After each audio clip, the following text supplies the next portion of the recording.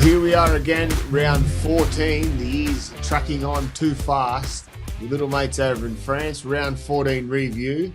What a great weekend of footy. As we say about rugby league, there's a long week in rugby league, and it was a long week for any Dogs fans or any Lachie Galvin's fans to see him run out last night or Monday night for the Doggies, which I think everyone was waiting to see. He was like a young kid, and even though he is a young kid, he was like a young kid at a lolly store waiting on the bench to get out there, and he went out there and delivered. But we will touch on Lachie later. Let's have a chat to our little mate, Mitchy Pearce. How's he going over there in France? He's looking tanned, I tell you. Bit of sun, mate. It's getting nice and warm. Good to see you again, brother. I'm missing you, as I say every week, but everything's good. Love the footy on the weekend. I got to Challenge Cup final actually on the weekend. It's worth talking about for the viewers. Willie Peters got the win over Sam Burgess in the grand final. Warrington all over him for most of the game. Well, second half, Hull nearly through the game in the end, just lots of errors. But Tyrone May came up with a great grubber at the end, and an old teammate of mine, Tom Davies, great English winger, played for England plenty of times at Wigan and Catalans, got the try to win the game.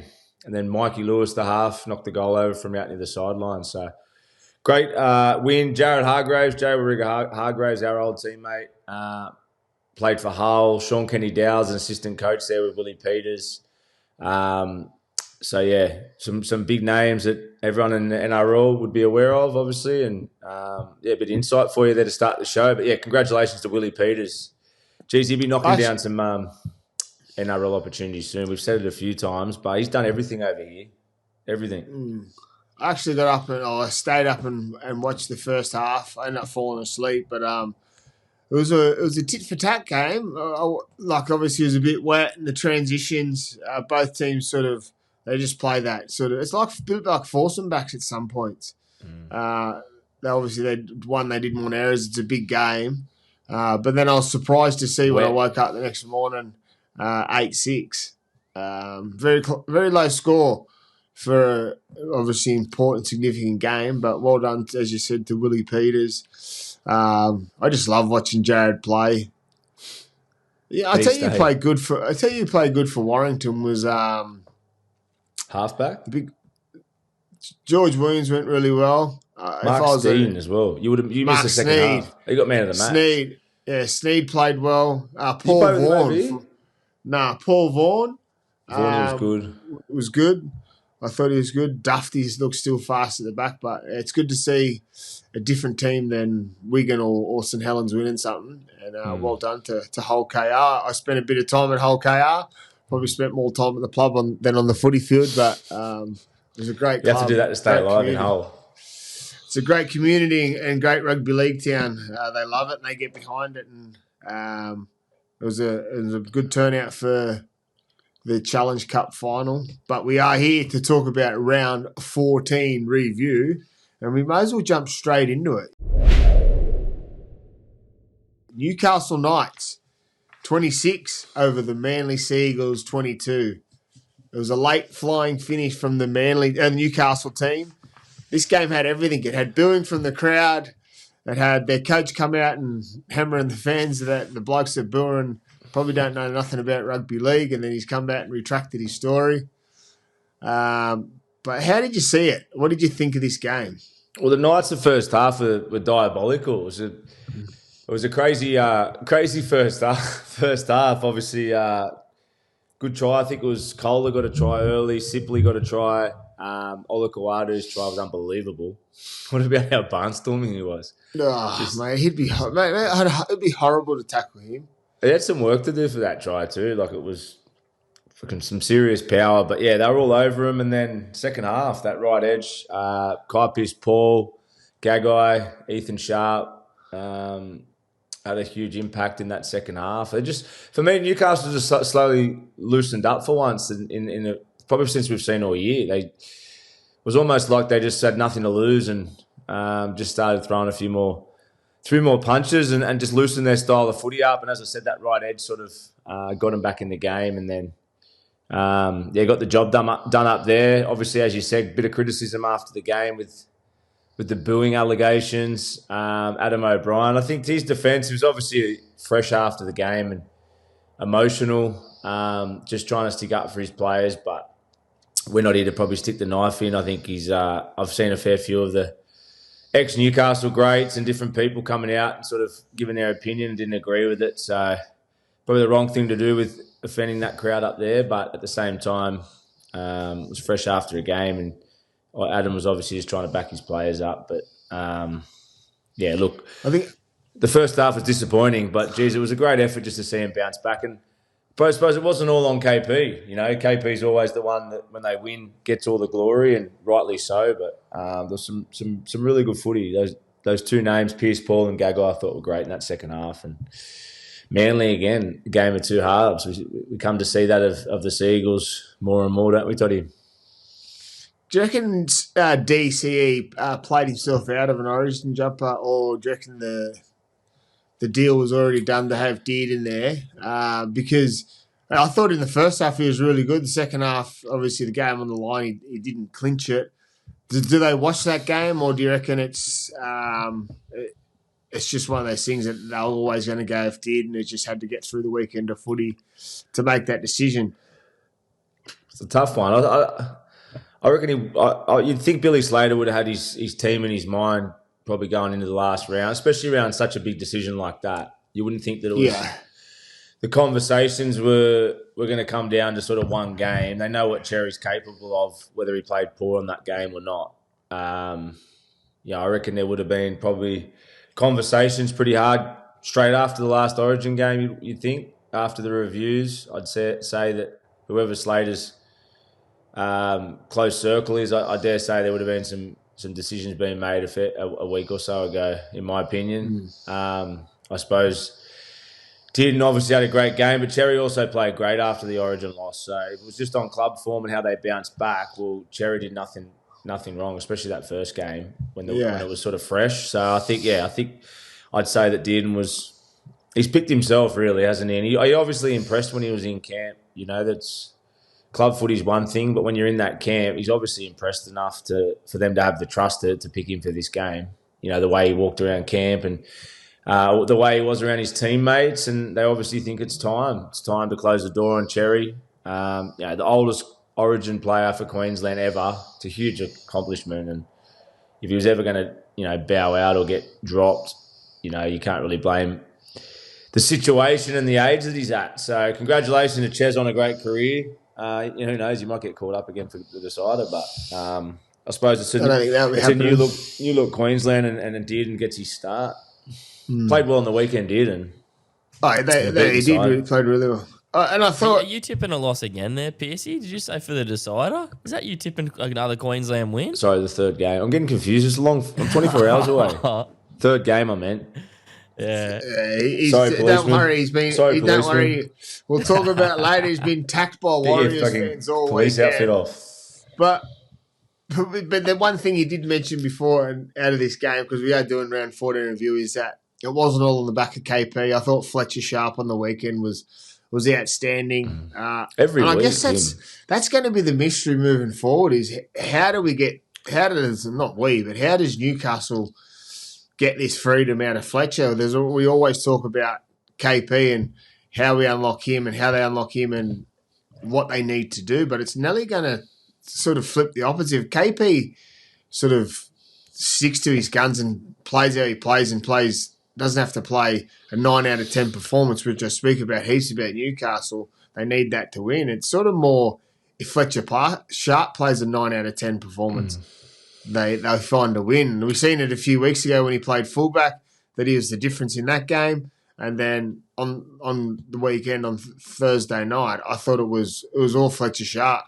Yes, a lot has to come into play before Fletcher Sharpe finishes the tries, but so he was the last pass a few times and obviously scored a couple himself. But I thought the way they played football, they went shot for shot coming out of their own end.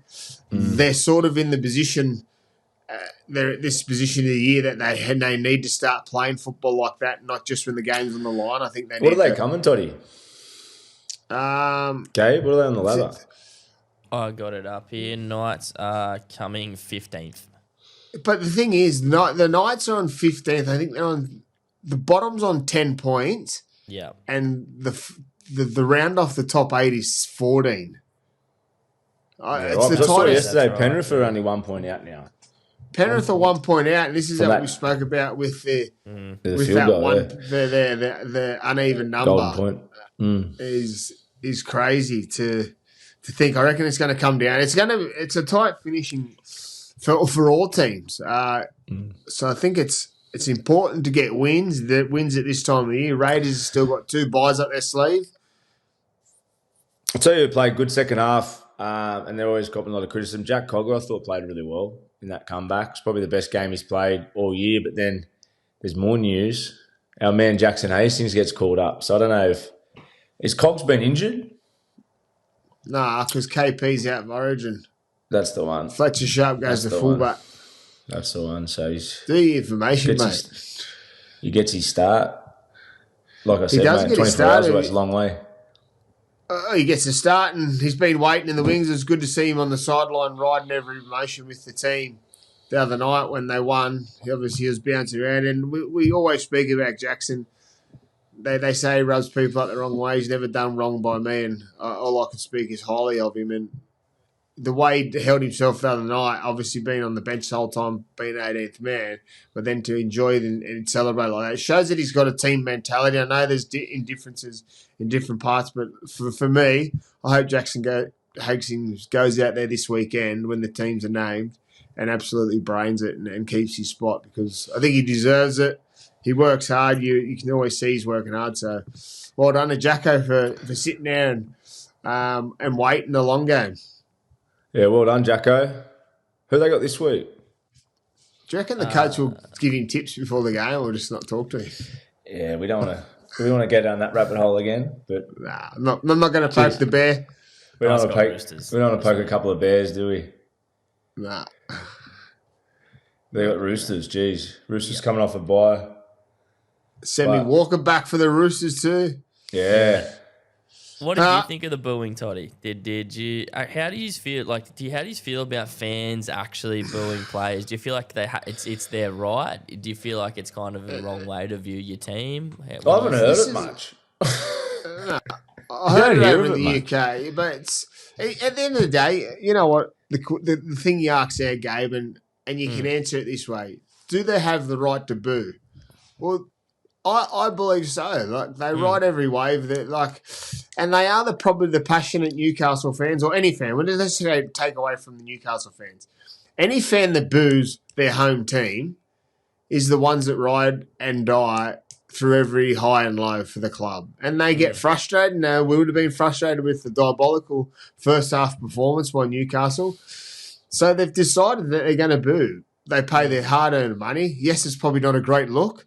But at the end of the day, they ride. Some fans ride it more passionately than some players, I believe. Oh yeah. They absolutely love it, and if they feel they need a boo, at the end of the day, you can't stop it because we need these fans in our game, and it's a good talking point to always talk about that.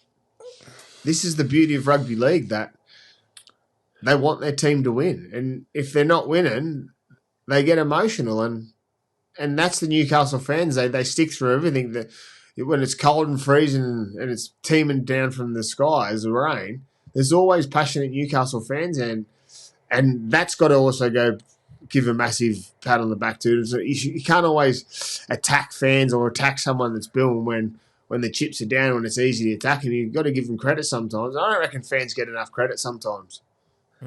I've played up there, so I know how good and loyal the Knights fans are, and I felt so much love when I played up there, and there was times when we deserved to get booed and we didn't. So for them to boo the Knights as a playing group, if anything, you'd feel it because they're so solid and they're always there and they constantly turn up. You'd almost feel a sense of motivation. To be honest, maybe it worked. You know, we saw a reaction from the Knights in the second half. Maybe that. You know, deep down, take Adam's comments out of there. If you're captain of that club and you're in the change rooms, you're probably there using that as motivation going, for fuck's sake, we just got booed from the most loyal fan base in the game. Fans that back us even when we're playing like shit. We better turn this around. who knows? Maybe that was conversation from the group, but that's how I would have reacted up there. And you're right, there's no better fans than the Newcastle fans. And as I said, I think Adams just said it out of emotion coming off the field, and who cares? It's done now. Life goes on. It does make you wonder, though, because, I mean, obviously you boys have had a bit more time to stew on it than he did, but you have both come out with a way better response than he spat out. You know, like, it's just, makes you wonder. One thing you've got to understand is Adam's under pressure as a coach because his team hadn't been winning. That's true. They just clinched a win, which is obviously what probably the media probably got, or the journos got him at a good time to ask him a question it's a shit topic. Has some they would have knew that there would be a different conversation around it, and they probably got him at a bad time to ask him. He's come out and retracted his story and said what he said. So, and obviously, as Mitch said, there's some Newcastle greats come out and back their fans and stuff like that. But at the end of the day, it is what it is. We move on from it, and I'm sure the fans will, and I'm sure Adam has too. Good stuff. I think you'd probably like you said, you'd probably use it. If you had your time again, you'd probably take ownership of it and say we deserved it, wouldn't you, really? You know, it's not like you're setting the world on fire, so you'd probably own that result and move on. But it worked. Whatever happened, it got a response. They played a great second half. Our next game of the weekend was the Storm 38 over the Cows 14. And the Storm, they continue to win. There's patches in their games that they need fixing. But for me, I thought they were good again. The Cows are the Cows a top 4 or top 8 team? Do you think they compete with the top teams in round finals time? Or do you reckon they just sort of sit around that bottom end? I don't think they're on the when you say bottom end, they finish not the bottom end of the ladder, the bottom end of the 8. 9th or 10th. Yeah, I think if things go their way and their players come out of Origin healthy, they're obviously an opportunity. I think the halves are starting to play better together since they've made the change. In this game, if Drinkwater's he drops the ball over the line there, if he sort of gets that try there, all of a sudden I wouldn't think they would have won the game, but I think the momentum could have swung a little bit. After that, sort of the momentum blew out for Melbourne, and it was try. But yeah, I thought.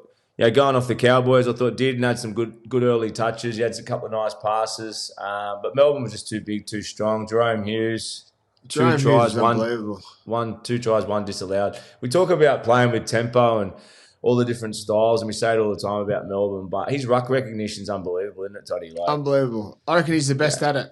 The best I've ever seen at it, nearly. You know, you throw in all of the greats. Like, he's so good. And probably because he doesn't look as... It's a hard one to say, but probably doesn't look as, like freaky, like a Katoa maybe when he's doing his tempo. I don't know. He gets the credit, but I'm trying to give him the ultimate compliment here. But I don't know if it's because he sort of just does it really conservative in a way. He doesn't get all the raps. I don't know how to put it. I'm giving him the ultimate compliment, but I reckon the ultimate compliment is that we expect it from him. It might be that. Yeah, I'm trying to get my words across because he's been around. I don't know, but he just continues to deliver. I'm not saying the other players were poor, but he was a class above again on the weekend, and his toughness. Like if he's got any chance of scoring a try near the line, and it's off an offload, he finds a way to get the ball down, and he's just his kick. I love his kicking. He's a complete package because he works hard. As you said, he's got that ruck recognition. He plays on the back of the control of the game. He's got different ways he can play his footy. He can play a long game, but he can also attack the ruck. His little kicks and play 5.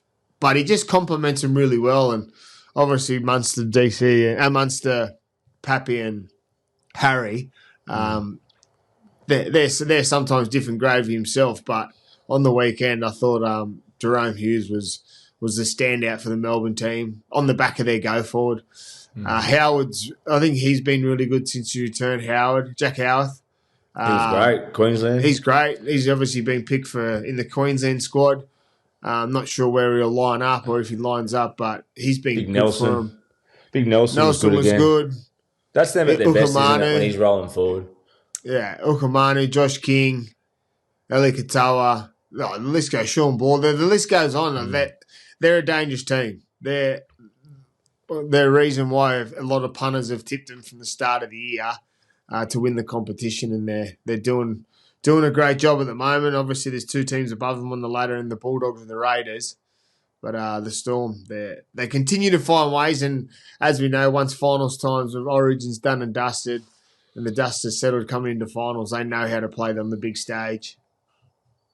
Yeah, that was, as you just said, the spine. You know, we come to expect it, I suppose. When they're on, they're on. You know, 40, 50 points for them's water off a duck's back when they're on. It's a pleasure to watch, but I think it's just that consistency for them. You spoke about winning the competition. We spoke about it last week when they were a little bit loose in their footy against the Titans. I suppose that's their only little obstacle, their little hurdle this year, if they're going to hold the trophy up, getting that consistency. But I just don't see anyone going with them at their best. As you said, They can play all styles of footy. Kingy, Solomona up the front there. When they're on fire, they're unstoppable. Fuck, who's Solomona? Nelson. Can we tell us what the quote of the week is? Water off a duck's back. You like that one? Water off a duck. On the Jerome Hughes stuff, just another reason, as you're saying, he's like kind of underrated. Do you think it's just because he's in such an elite squad? Like, who's that guy? Katoa gets this Jerome Hughes. Like, that's what I was trying to get at. When you play for the Storm, the whole team is so good. You're not going to be seen at the elite level you are, because Katoa, obviously, the Dolphins aren't the Storm by any means. So you can see how flashy, you can see how elite he is. Whereas Jerome's just almost another cog in the machine, which is just an elite machine. I got two things. I reckon maybe that he's Kiwi. Should be a top 4 team. Yeah, yeah.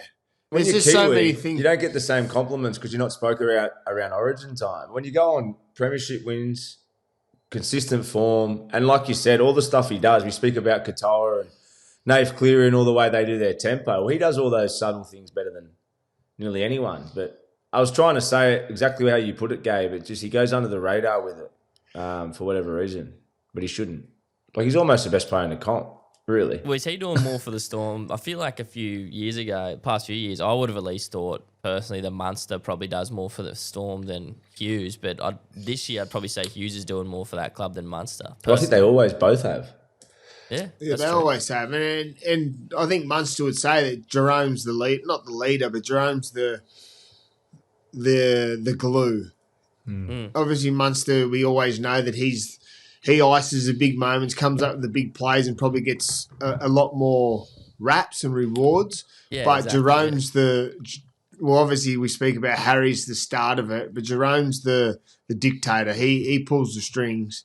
He's the orchestra of the group, I think, and as we said, that's what he does have that freedom to play off the cuff, ruck recognition, running the ball, playing down a short side, things like that. But the good mix Melbourne's got is that when them things happen, and if it doesn't always come off, they've always got a go-to get-out plan to what happens next. So it's not just dead and buried if someone has a shot. They know how to play footy on the back of it, and they do that really well. Can you clear up what ruck recognition means for me? Yeah, I think ruck recognition is obviously just the speed of the play of the ball. So, okay. You speak about players having good ruck recognition, it's the ability to get over the advantage line and change your speed, tempo according to how quick the speed of the ruck is. It's a slow play of the ball, and your markers are squeezing the fuck out of the defender, the attacker.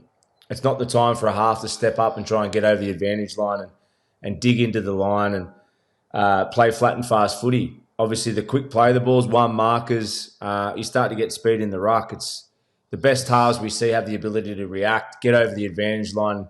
Probably the reason we say that he's good at that, because a lot of structured halves can't adapt to speed of the ruck. They have to go with their first premeditated plays, don't they, Toddy? And a lot of them stick to structure because it's not comfortable for them to just get over and play that sort of, I suppose, touch footy, natural style of footy. But, the best halves do that. And I think a lot of it's an instinct thing. You have to be born or have it in your natural feel a little bit more so. You can probably learn it, but the best ones we see that have ever played the game and the current players are the ones that have got that natural feel, don't they, Dotty? Yeah, so true. one player that's definitely got ruck recognition. He's got the composure. He's got everything at his game at the moment. That's Isaiah Katoa. The Dolphins 56 over the Dragons 6. 56. This was an absolute whitewash. From start to finish, the white flag should have been waved because the Dragons, they just went in the fight, and Dolphins, they're now sitting 7th on the ladder. Are they the real deal for you, Mitch? Yeah, when you say real deal, I don't think they can win the comp this year, but Dolphins can make the 8 for sure, and I think they can have a good crack at it. I think they're a few years off a premiership for us, but yeah, I love watching them play. And I go back to the start of the year, we spoke about their first 4 games, how predictable they looked, how they played a very structured style. We're a bit worried about them. We sort of thought that Katoa was being held back. There wasn't much flair. They weren't using their centres much. And then you fast forward 15 weeks and they're playing this sort of footy. Great to watch. They've got a fair few injuries at the moment too. Flegler's out, Gilbert, Stone and Safidi. So pretty much half of their starting pack not playing, and they're still putting 56 on the Dragons, and they've been a consistent side. I think they had a period there where they were winning a fair few games. They've sort of been stop-start, win-loss a bit. But if they can get a bit of a roll on over this next period, there'll be a fear for a lot of teams. It's probably the best way to put it. I don't think they'll match the top 4 sides, but they can put fear in a lot of teams. And if Katoa keeps getting better, Jaden Nikorima's been going under. Cody Nikorima's been going undercover. I think he's been really good this year. He's another one that's sort of a steady. You know, he's a really solid NRL player. Played a bit for the Kiwis. Been in some really good systems, but probably doesn't get a whole lot of compliment for the style he plays. But I feel like any game I've watched closely the Dolphins this year, he's been outstanding and great foil for Nikorima. For Katoa. They're a great mix for each other because obviously Katoa's the lead. He's the guy that starts everything and sort of gets him around the park, creates the space for Nikorima. And I feel Nikorima and Hammer, the space he's creating for him, they're utilising it. They're making the most of it, and they're making teams pay when Katoa's... Obviously, Katoa, when he goes the line, he's obviously got an option inside, option outside, play square. So the defence has to stop. They can't slide on him because he doesn't give him an option to slide because he doesn't go sideways. So he's going forward and direct at him. Then he's got space out the back and the runner at the back. And we spoke to Nathan Cleary about this, that the importance of what the 7 does isn't as important as what happens to the next player out the back. So the 5'8" or fullback, they're the guys that has to make the final decision if it's pass, long play, short, run. So they've got so many things going in their head. And I think what we're trying to say is that Nikorima is coming up with the right option more often than not when he's out the back because he's got so much freedom and space to play with. And sometimes when you've got that, you come up with the wrong option or you take the poor option because you're overwhelmed with how much space you got. But they're doing the right options, and that's probably the reasons why they're winning. But another player when you speak about Dolphins is Herbie Farnworth again. Just was in everything. He must be a hard bloke to handle because when you look at his hand and you look up, you've always got him in sight, but he always seems to be all over the field and finding ways to find the footy. He goes after the footy. Yeah, him and Avarillo have been, to me, I reckon they're the two best centre combos up there in the competition for the ones that don't probably get the rep accolades. But yeah, I love Farnworth. I said a couple of weeks ago, he's one of my most underrated players in my opinion in the competition. Yeah, he's been great since he came into the comp, a few years ago. And I think this is his best year, the way he's been playing. And as you said, he's a handful. You can give him early ball, can skin you on the outside. He hits a great hole, chases kicks. He's always just putting himself in the picture. So, but yeah, I think Hammer as well has been the main reason for their rise to form. He was another one that sort of, along with the team, started a bit slow at the start of the year.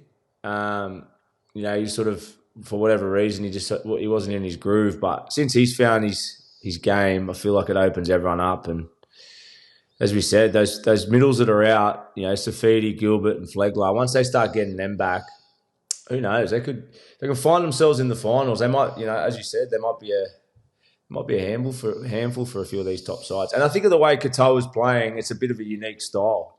He can throw a bit of unpredictability in some of these good defences out there. So, yeah, I like watching them, but they're one of those sides I enjoy watching.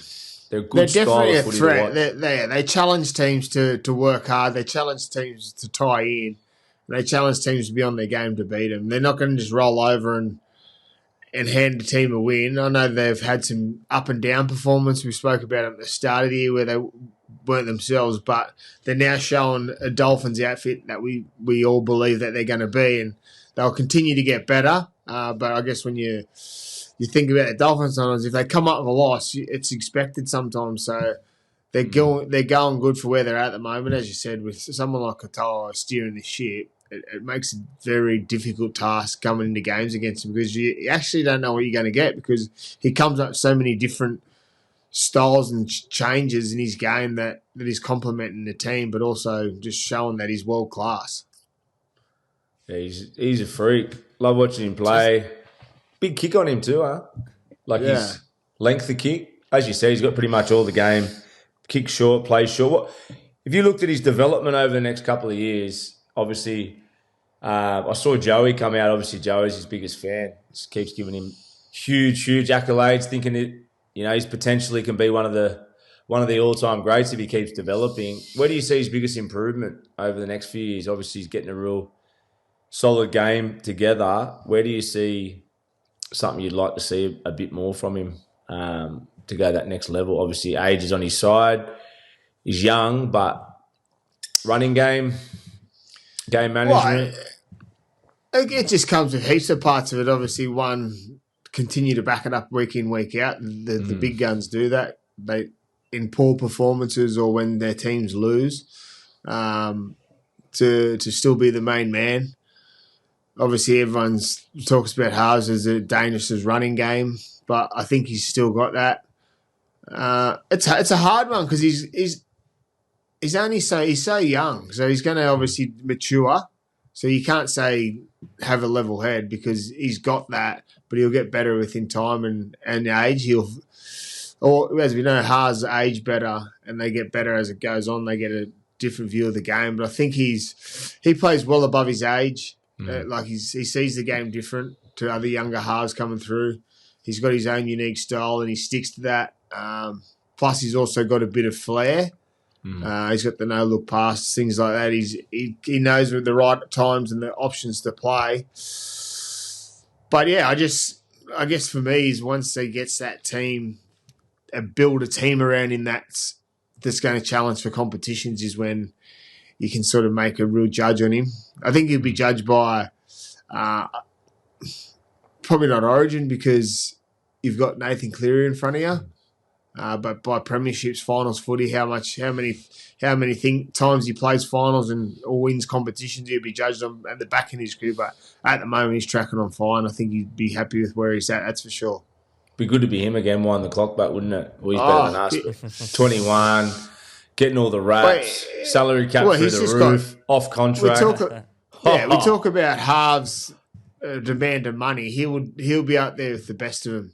Oh, for sure. Because one, the way he plays, his age, and just he's unfazed. I think he'd be a great team player that have a long term, and I'm sure the Dolphins will keep him as long as they can. Do you reckon he needs a manager, or does he not have a manager? Do you reckon he needs one? Oh, put our hands up. He'd look at us and go, "What the fuck are you going to teach me?" Sign his deal. Is there anything that you boys can take away from the Dragons here? Like, where did they go wrong? Were Dolphins just too good? What can you say about the Dragons after this game? Obviously, the pressure is heated on Flano again. He went back to that main guy. Hasn't got a whole lot of support around him when he's in those type of positions, and he had an average game, young Flano, but. It's a hard game when when you're on the back of a scoreline like that and just getting absolutely pounded from pillar to post. It's a hard situation to be in, but yeah, it's just I thought he was poor and the rest of the side. The league 56 points. It's not you can't point the finger at one or two guys. It's a team attitude thing. The way you've approached the game, whether they've gone in complacent, coming off a bit of. It was only last week we spoke them up and how good they're going. I said that. the Drags are back in the 8 and my dogged team of the year's back on, and they tossed that up. So honestly, why the fuck would you listen to anything else? My tips, my cheddar, my week-to-week form. I read it. I watched 2-3 games from the weekend, and I just about to delete all our posts. I got mate. And I feel like I'm backing every time we have this conversation. Obviously, it's genuine, and I'm backing what I'm saying. And I just turn the footy on and I go, holy fuck. It's a team we're about to talk about because it was your cheddar of the week was the Sharks. Warriors 40 over the Sharks 10.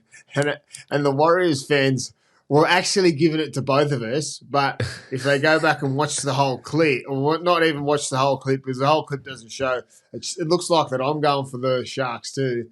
But fuck, they're India. Sucked in. They're passionate, the Warriors fans. They don't let anything slip. They come at you. Mate, they save the post and wait till the game's over, and they just come back and any go, Warriors fans you know what I would do? That went at me great, mate. Well done, because fucking... I would do. Hey, I'm on your side. I'm just giving an opinion. I don't go for Warriors or Cronulla. So, but I will have a laugh. You can come at me all you want, the Warriors fans. I will have a laugh before we dissect this game, but I actually jump on and comment back to some of them, like a bloke goes, this aged well. It can only age two different ways, well or bad. Like it's not a thing. We don't do this show after the game's done. We sit here on a morning or 5 days out from the game and we give our opinion. Okay, so I want you to put this is a little challenge for any of the footy nerds out there, and it doesn't have to be the ones that hammer us. Send in your tips of the week today, and then we're going to post a couple of them. And then we're going to ask you how they age well, because it's one of those things. We don't have a crystal ball sitting here, and we don't have I've got the games this weekend. We don't have a file of paper of notes and things we've wrote about. We come here and actually talk authentic and real about footy as best we can, and try and give our opinions on it. So we don't actually. It's like some blokes go. It's hard to criticise a prediction, isn't it, Dotty? I agree exactly what you're saying. It's a prediction. Our reviews, you can criticise our reviews because we're giving, once again, it's an opinion, but it's past tense, it's happened. So we'd like to think that we're giving a good review on what's happened because it's our job to talk smart footy on our podcast. So I'm happy to cop criticism for that, but previews, and especially the way the salary cap is and the way the comp is this year, it is very hard to predict. So I put my hand up. I'm struggling. I'm failing week to week. I'll put my hand up. As I said, if I'm a fan from the Warriors, I'll be off me too back in Cronulla. But I genuinely thought the Sharks were going to do a good job. So you'd be happy to be booed. So as I said, critique our review shows because it's our job to talk smart footy. For previews, give us a fucking break.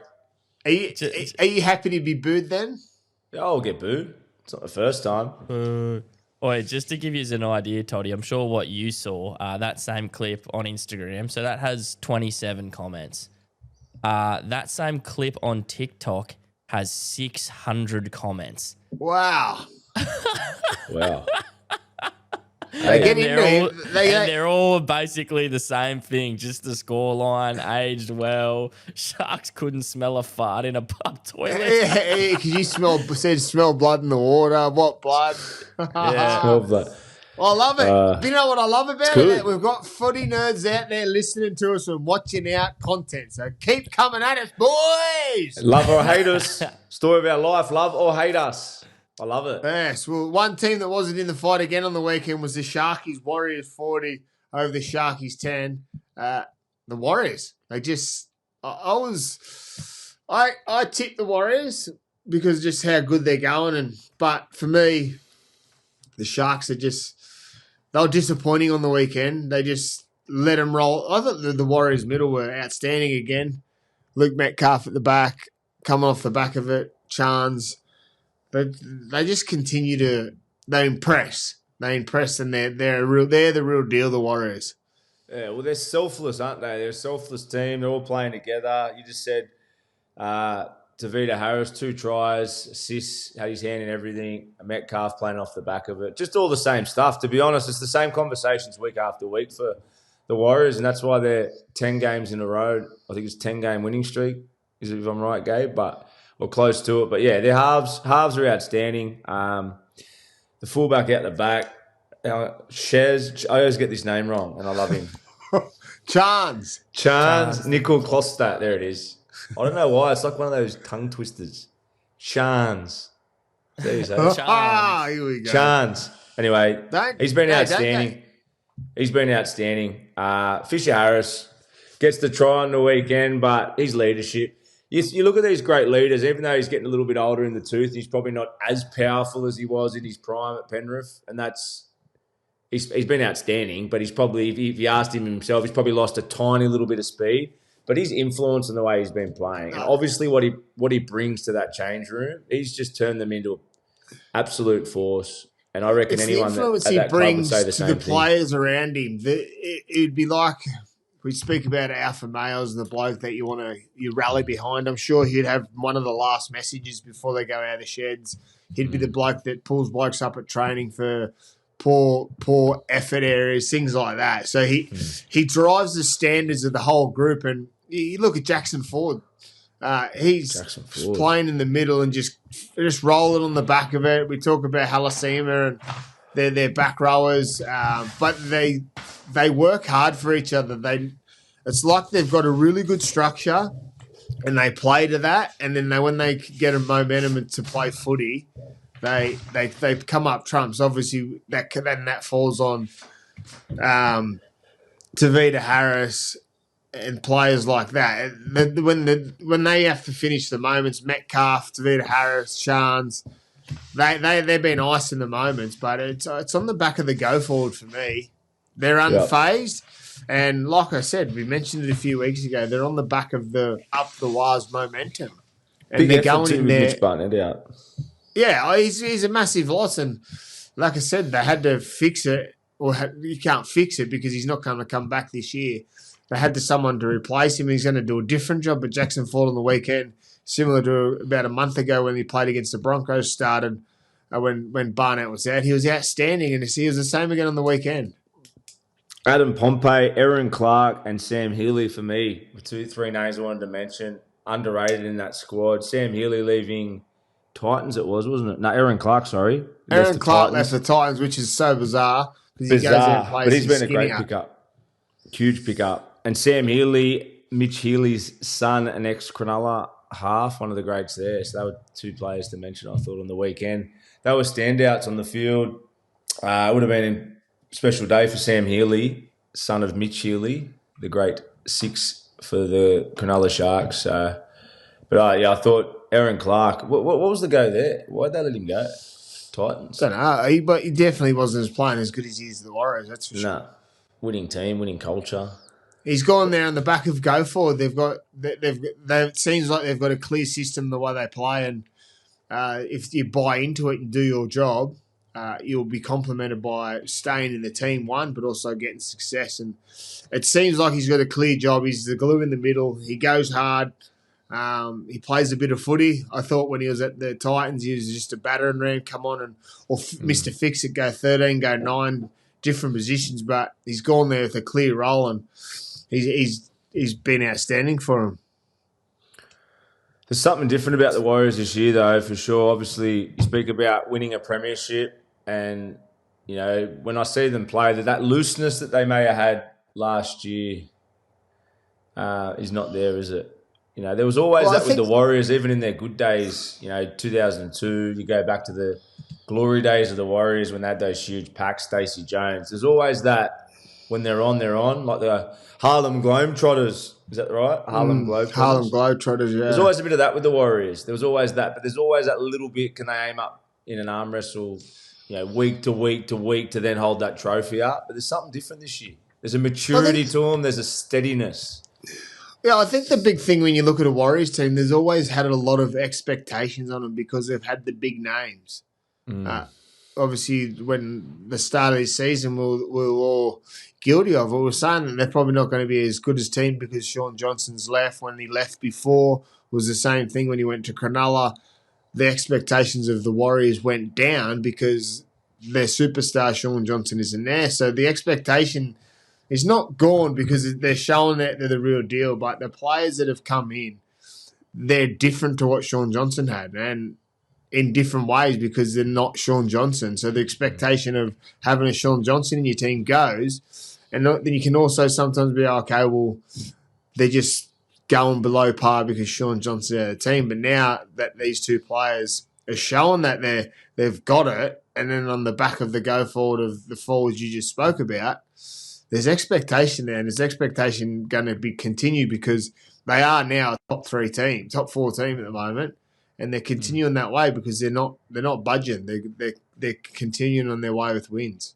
I've got one for you. As great as Sean Johnson was, are they better now because they're playing more square than Sean Johnson with what they got with Metcalf, and Tavita obviously has that little bit of ad lib. I'm just throwing it out there, but are they playing more square? Are they playing more potentially a little bit more conservative that helps their game? They complement each other better.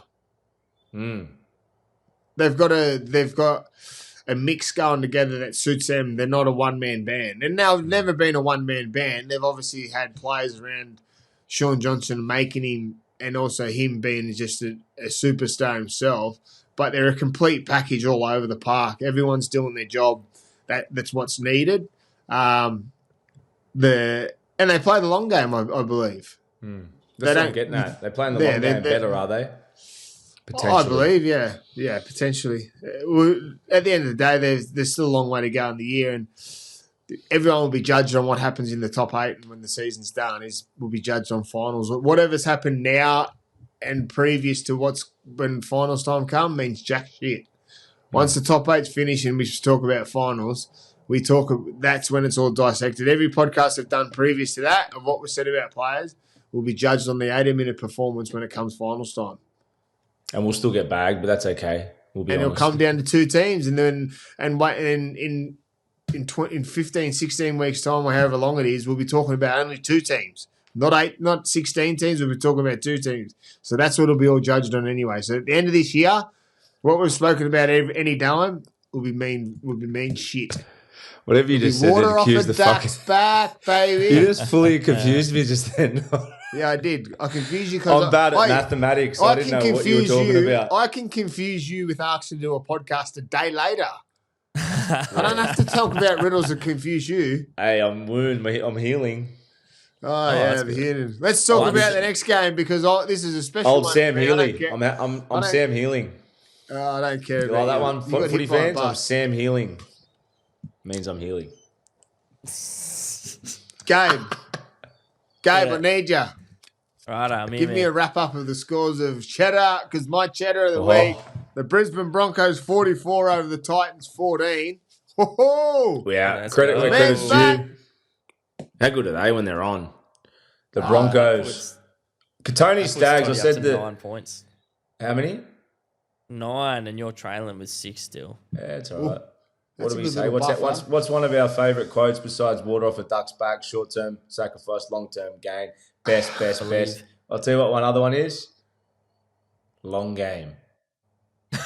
And cheddar is the long game. So I'm not worried. I'll tell you who didn't need to play the long game. The Broncos on the weekend.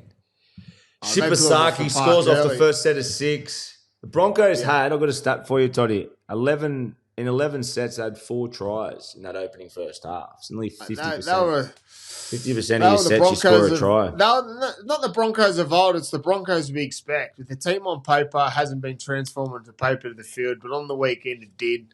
Well done to the Broncos in NRL and the Black Dog Institute. The jumpers come up amazing. It was very All Blacks-like, and they played like an All Blacks style. The poor Titans tried hard. They tried to come back in different parts of the game, but it was always going to be a tough night coming up against the Broncos. Adam Reynolds 300s. Congratulations to the great man. 300 games, played outstanding, done all he could to get the win, and well done to him. Reece Walsh was back. Still looked a bit underdone, ginger on that knee, but come up with some big moments and he enjoyed that try, didn't he? He laid up on that. Oh, he did. Yeah, it was good. Watching him live, I commentators live, and the pleasing part that come out of as a Broncos fan is that some of the big guns for them, Mesra Mam, didn't have his hand in too many plays. So it shows that they've still got more to come for the Broncos. But, yeah, it was a tough night for the Titans. It was always going to be with the special occasion of the Black Dog Institute, the Black Jumpers. There was a lot of talking point about that. Adam Reynolds 300. Welcome back, Reece Walsh. So much to talk about, and they delivered. They delivered, and while at halftime I spoke about it on air that are the Broncos back? Is this what we're going to see now moving forward? And then they come out and they only win the second half 16-14, I think it was. 16-14, they won the second half. So they come up some poor patches of the game, but they were better. They were better, and I think for Broncos fans, they would have been happy walking away from their Suncorp on Saturday night with a better performance than what they've been getting, because they've been quite poor and we've been hard on them, but you got to give credit where credit's due, and they were good on the weekend. Yeah, well, the mentality for me, when you think about the best days of the Broncos, you spoke about the glory days of the Broncos. When they, I picture Broncos up there as a powerhouse, aggressive, big superstar players, powerful, high energy. And that's how I always, whenever I played against the Broncos in their prime, that's how they played. And that's how I pictured them to play this year. And that's what they did. And it's led from Katoni Staggs, Carrigan, Payne Haas usually when he's up front, Reece Walsh, Renno, all these guys, Jordan Ricky when he's on. Like, those guys for me are just, they're Broncos. Like, that's how I picture the Broncos. You think about all their glory days. And when they're on like that and they're playing that upstream footy, they're just too dangerous. They're too big, too strong. But Katoni Staggs, for me, was best player on the field. Thought he was unbelievable. Just big and strong, powerful. Went after the game. So, yeah, for me, he was a huge part of their win. And obviously Adam Reynolds, it shows the respect that they had for Renno. It's the 300 games, obviously so many talks and luncheons and all that during the week.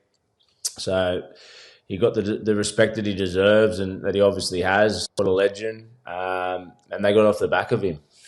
Yeah, I thought they got off the back of him, and the guys you spoke about was the difference at the start of the game. Pat Carrigan, Payne Haas. Obviously, Carrigan went back to 13. Coburn went back to bench. But Jordan Ricky played his part. He was tough on the weekend, played tough. Katoni Staggs coming out of the back end. Their kick chase was on. They made it difficult for the Titans early. And when you got all the small effort errors, and that doesn't require effort, the kick chase, doing your job out of the back end, getting 3 men in a tackle, that doesn't require effort. That's all attitude, and I felt their attitude was up to scratch on the weekend. So if they can continue that in weeks to come, they'll be a tough team to beat, and they'll get, obviously, welcome back Ben Hunt after the bye, I think, so it'll be a difficult where he comes back in. I'd probably see him coming back in at 14 after a lengthy layoff to cover. Can't 14, drop Ezra now. To cover 9, 7 or 6. But he'd be welcome back for them. But the Broncos, I thought they were good. They were good but weren't great. The scoreline reflects that they were great, but watching it live, they were good. Well, it's only the Titans, to be fair.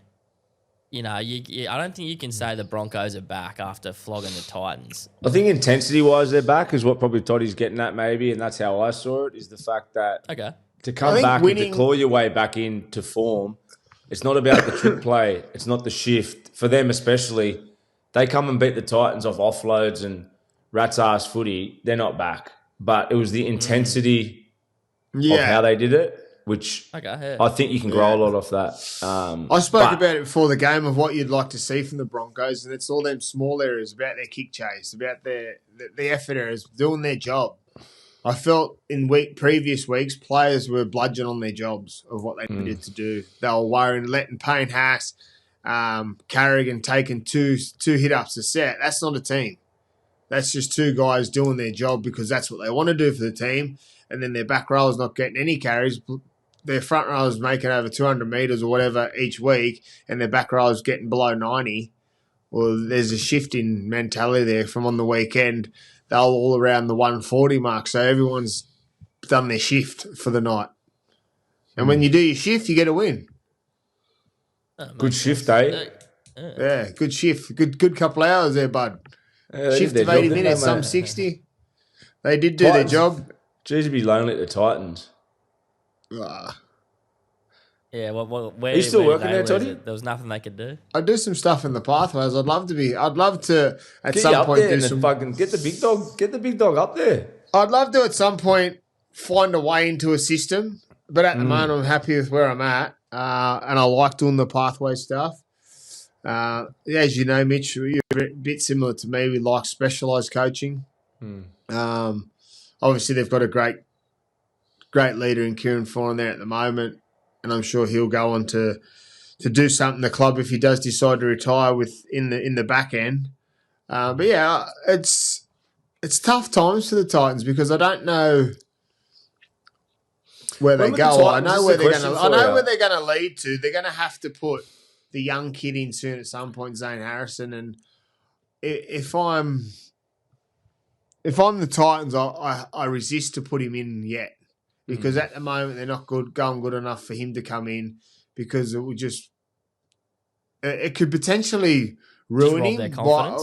But, I believe he's good enough, and he shows that he's good enough in performances that he's played Queensland Cup and then watching him come through the school stuff. But it's different until you tried and tested in that area.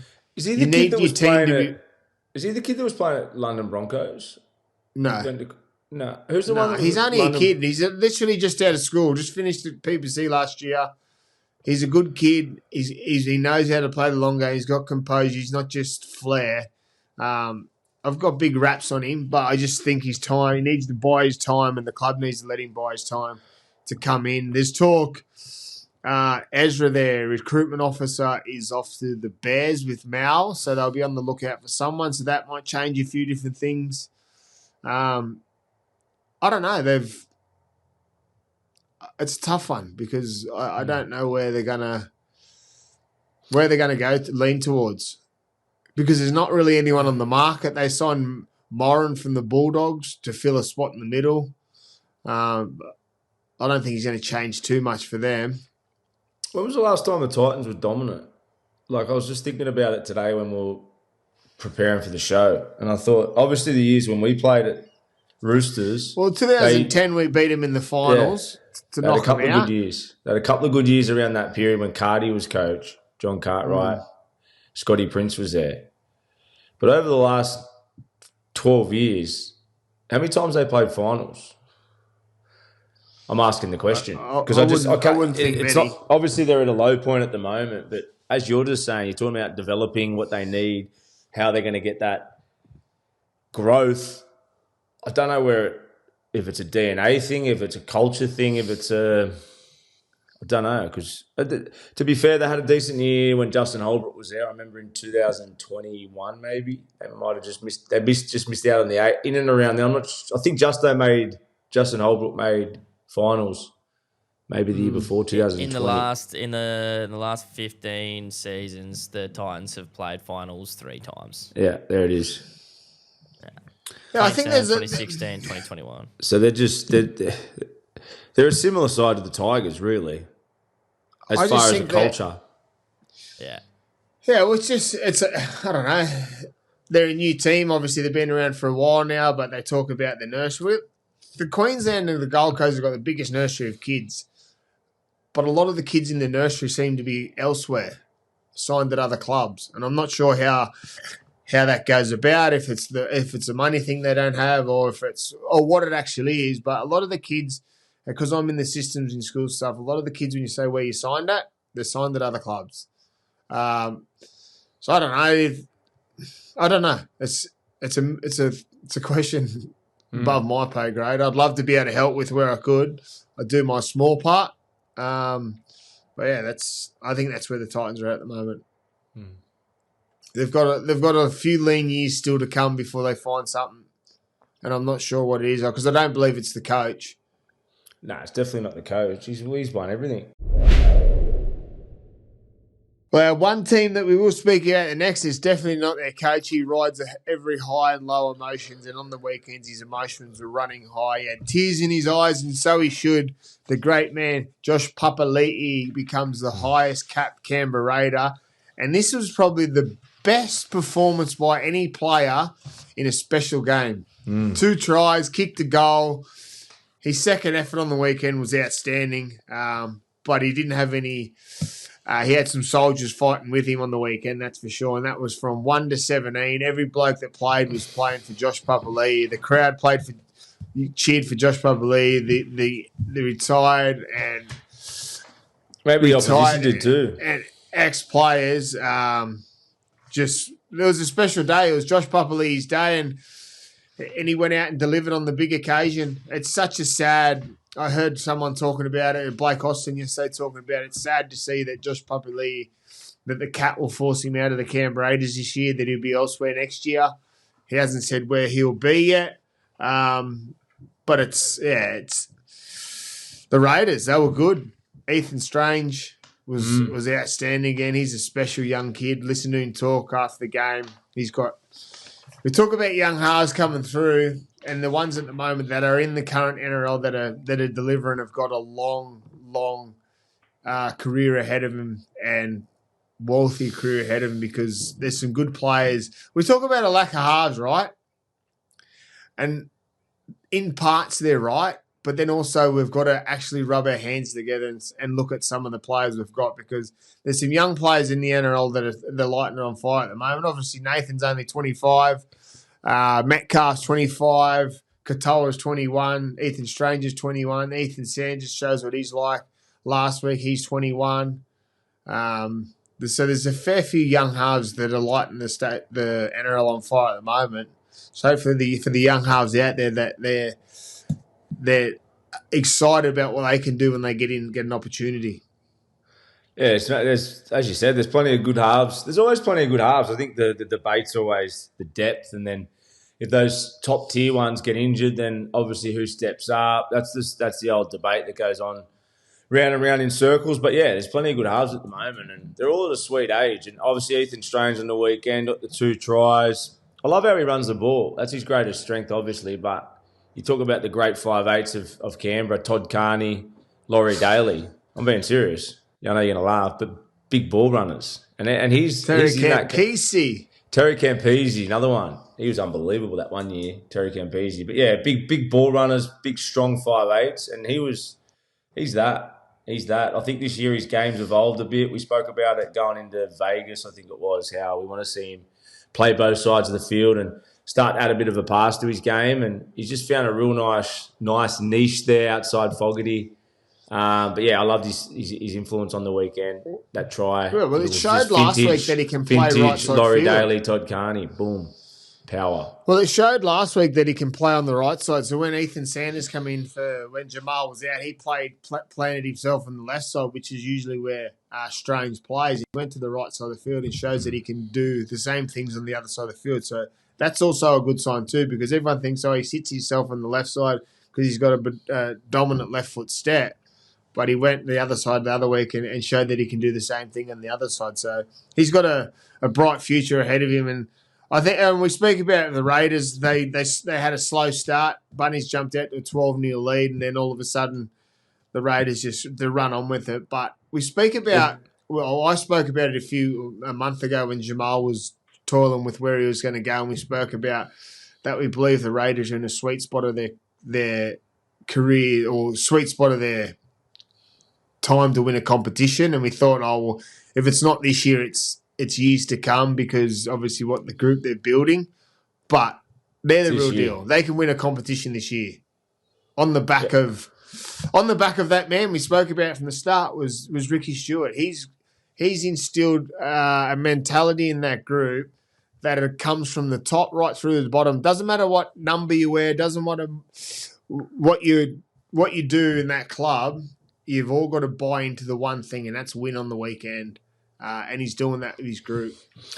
Yeah, I'd love to be around that group. I'd love to be a fly on the wall on a Monday morning when they come in after a win. I'd love to be a fly on the wall in the dressing sheds after the game.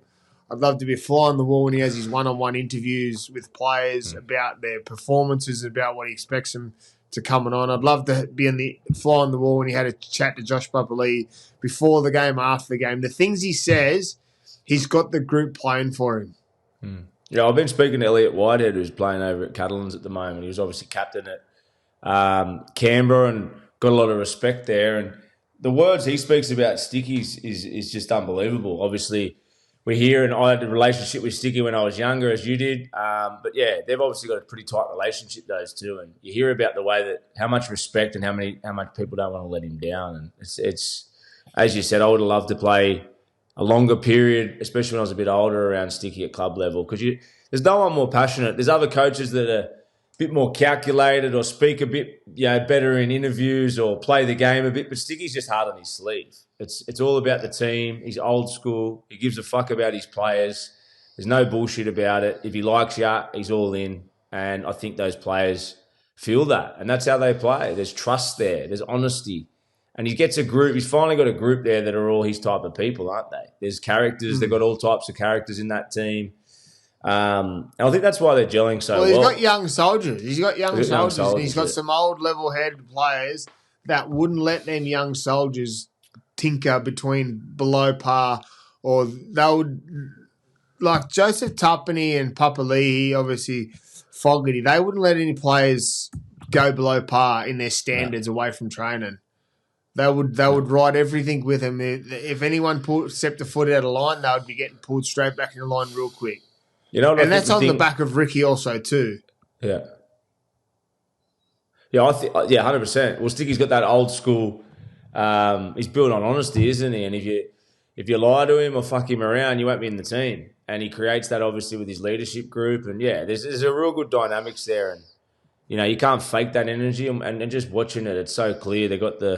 He's got the side he wants and the players and the troops he wants, and they're delivering for him. But yeah, I think the big thing with Raiders this year, the amount of come from behind wins that they've had is going to give them a massive boost in big games at the end of the year. Like, if you've got confidence to know that whether you're 18 points down, 12 points down, and they were that on the weekend, they've been that in several games this year. If subconsciously you know you can come from anywhere and win, fuck, that gives you confidence in a grand final or semi-final. Like, not just doing it once. Because they know that they can do it right. Yeah, they know the formula to get them back in. They're never out of the game. And that's, honestly, I think it's one of the most underrated things to win a comp, is knowing that you can come from behind in any situation to win a game. Because you're going to have to at some point, whether it's a semi-final, grand final, you're going to have to know how to rally yourself back in an arm wrestle. And they're doing it time and time again. So, and against good teams, against good, hard teams, which is, they're all little wins. Wins within wins. There's another quote for you. This is a team that needs wins, and they continue to need wins because they're starting to claw their way back towards the top 8 on 13 points. And we speak about him a lot because we love our great Nathan Cleary. The Penrith Panthers 18 over the West Tigers 14. Tom Jenkins a treble, hat-trick of tries. But this was a good one. When you speak about players playing square, and I listened to probably the same thing you listened to, and all halves should listen to, is when Joey spoke about two players that play square and direct in the competition. Nathan was doing it again on the weekend. He's changed his game again, and he was doing that across field, dropping blokes under to get a look at the field, but now he's sort of gone back to his different groove of playing stop-start and deception at the line and freeing up their footy. They're starting to look like the old Panthers. They've still got a long way to go, I believe. But a win's a win for them, and it was a tough-fought win over the Tigers on the weekend. Just before we go into the game, just when you say it, 1 point out of the 8, going under the radar. Honestly, when I heard that, I'm thinking the way that the people are talking about Penrith and perceiving it, even us to an extent, you're thinking they're coming last. They're 1 point out of the 8. With an Origin series around the corner for Nathan Cleary, coming out of that fresh and I was going to say horny, fresh and toey and confident, mate, let's not write the champions off. We've seen these scripts before. They might win the comp. There's one for you. But, yeah, I thought this game on the weekend, Scott Sorensen, tackle on Buller at the end there. Mate, the Tigers had it. Beat his dick off winning the game again. I just love the battle of Jerome Luai. He goes after it, doesn't he? He made it personal. He does go after it. His attitude has completely changed the Tigers' culture. Taruva as well, your man. But it has. Jerome Luai's ability to bring swagger, confidence, competitiveness. Like he's gone out there and gone, I'm going to take on the big dogs. I've been there, done that. Follow me, boys. If there's any bit of self-doubt playing against the champions, follow me. Did you see Josh Mansell go at him this week? Josh Mansell went at him last week. Jerome? Yeah. What did he say? Attacking the way he's playing, saying that he's a star signing. Yeah, I don't know. It's fucking might get him more money. I don't know. Whenever it's personal, there must be something in it, eh? Well, but it's funny, I reckon. Yeah. I like it when people go when they're little. They go rogue. They go rogue. But Tigers, I love watching them play. Oh, they got their hearts on their sleeves. They're effort areas, and they go hard. Technically, they play good footy. Technically, yes, they play good footy. They're just missing something. They're missing. I don't know what it is they're missing. They're missing star power. Like when you measure them up to other teams in the top four, for me, they're missing star power. But they're obviously developing to that. Have they got much money in the salary cap? Like, are they a chance the next 2 years of picking up some real big ones? Paul. Yeah, Kaipi's Paul. They need it's hard to say if they need a six. They need two or three proper. Like if they got like a, you talk about alpha male. Well, they're getting May. Talon May's going there. He's been he's done his medical yesterday, and then he'll be handed a trade and trial. So that's a strike center if you get him back to what he was playing. So that adds a bit of footy. One more middle I'd like to see, like another with Terrell up front, I know I was going to say like a Fanua, like that type of, I don't know who's around, but if they had that alpha, I reckon a strong 13. 13, you reckon? Yeah. Need a tough 13. A 13 that can break the middle apart for their halves. So, like, you look at the good teams at the moment that have got a good 13 that sort of takes some pressure off the middle field. Instead of their halves going from left to right to middle in that middle period, if they've got someone that can hold the middle and let their halves play footy both sides of the field, I think it will free them up a bit, which I believe happened on the weekend with the Broncos with Pat Carrigan going back to 13. Yeah, but the Tigers, I believe they're building. They're not going to. I don't think they'll play finals this year. They're still a bit off. But in the years to come, obviously Jerome's there long term. They need to put some players around him to continue for him to get better. But they've got a green tick for this year as a pass mark of where they were last year. What Jerome sort of said that he's going to go there and do, he's delivered on. Obviously, they'd like to win more games and play finals. Who knows what happens at the back end of the year? But like we said, we're at the middle point of our season. They need to start winning games if they want to play finals. Yeah, I think. But we also just spoke about that. The bottom eight, the last 10 ladders on 10 points, and the top eight's on 14. So it's only 2 wins out. Any team that's there. Yeah, I just don't think the Tigers for 80 minutes week after week defensively are a top 8 team yet. But as you said, I think massive pass mark for Benji and for the team. It's only started the year they were getting criticised. Benji was getting back. He's done a great job with that group. And as we keep saying, he's moulding them into Benji-type players. So they've got a big, I just think, like you just said, maybe it's a lock. For me, it's a alpha experience, not only on the field but off the field culture. Ruffles the feathers a little bit, that type of guy. And then Taylor May would be great, an out-and-out star centre. And, I don't know. I'll have to have a think. Who do the Tigers need to sign? Maybe some fans can write in for us. But if they've got a bit of money there and they can do the right signings over the next couple of years, Tigers might be in the top 6, bruh. But our next teams were the Bulldogs up against the Eels. Bulldogs 30 over Eels 12. Everyone was waiting and watching for the whole weekend to see where Lockie Galvin would come into the team. And before we speak about it, I want to give a massive rap to Toby Sexton. The way he played in the halves, and then when he went to hooker, he looked unfazed. He done his job when he was playing halves, and then done a tremendous job when he went to 9.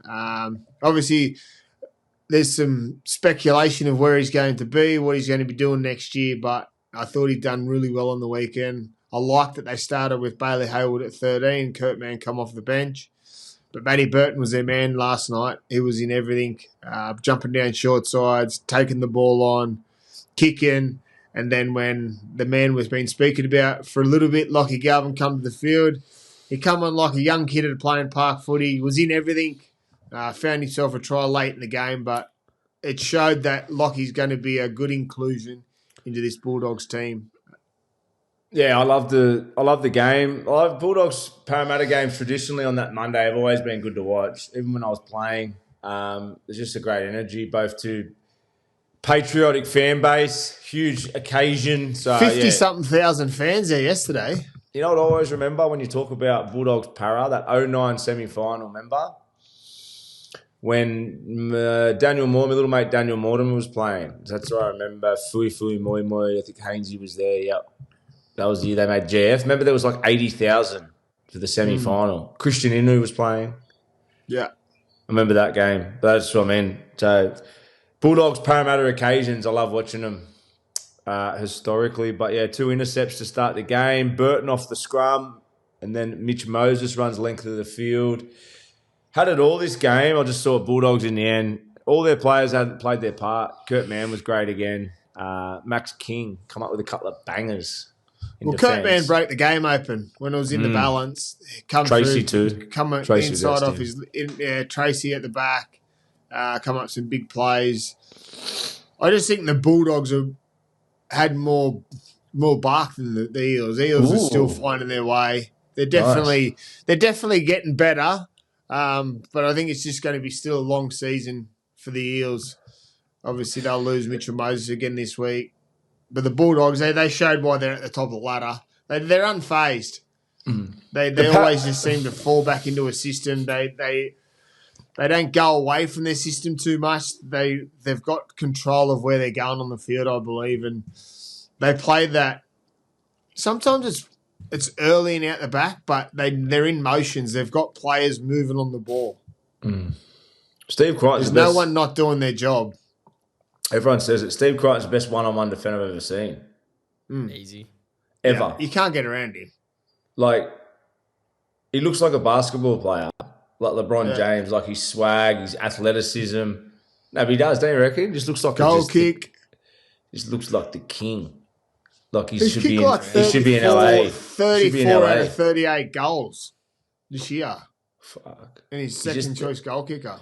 He's like Israel Folau as far as body type, but just has a bit more to his game almost. And that's a huge call. That's a huge call. But like the goal kicking, I don't know. He's a freak. Strength, ball play. Yeah. You know, man. Graceful, moves like Sonny Bill Williams. He's got pretty much got all of the great Islander players that we speak about. Pacific Island players, Sonny Bill Williams, Israel Folau. He's almost got that and more in his own way. Big call. A player you didn't mention, which I reckon needs a wrap, is Kiraz. Like, good luck stopping him from an offload. He had like 9 offloads. 9 offloads. Yeah, I think it was 7. Yeah, something ridiculous in tackle breaks. He's just. I played with Kiraz at Newcastle. That would do so much for your team. I played with Kiraz at Newcastle. He was only a young guy, and he came up. I think he was only on like not training trial, but that bottom part of the squad, and he ended up getting moved on. Champion guy, but.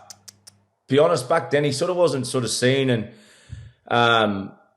like pushed in a fast roll up there as a potential NRL player. So he's sort of gone to the Dogs, earned his way. It's taken him a couple of years to kind of find his groove, but he's now turned himself into an unbelievable footballer. Just thought it was worth bringing that up because he wasn't one of those guys that comes straight on the scene. He has it at the Dogs, but he was in the Newcastle system there, playing a bit of reserve grade. Obviously got the opportunity at the Dogs, grinded hard. So, yeah, I just think hats off to him, how hard he's worked and found where it works for him. He's found his niche. He's found his club, his culture that probably works for him there at Belmore. He'd have the whole of Belmore behind him, Kiraz, he'd be the king out there. And what a player. They're talking about him for Origin too. Yeah. They're talking about him for Origin. Well, how annoying is it defending a team that can offload like that? Like, that's got to wear you down, right? Well, yeah, especially when his job is to find the meters and get down and get a quick play. The ball's popping out the back, so they're playing on the back of his go forward, the meters he makes, and then they get an extra few meters off his offload. So and everyone's expecting him just to take a carry and play the ball. So there's definitely a method to the madness. I was going to say, your man Galvin's you could totally see what he's going to add to them. Like, as good as Sexton is, I think Serraldo's so smart a coach, and the way we sort of had the debate last week about method to the madness, same comment about Gus and how he'll use him, and it's a big call, mate. You could just tell he got nothing but love. I saw a few comments after the game about how much the boys were all around him. Yeah, it's a smart move, that's for sure. Like, even if he plays utility this year, or they use him in the way that they did on the weekend, he will be the difference for them making a grand final or not this year. There you go. Big call. That's a big call. I really believe it. I believe it. Just his athleticism, his gangly body, his risk-taking. Let's see how this one ages.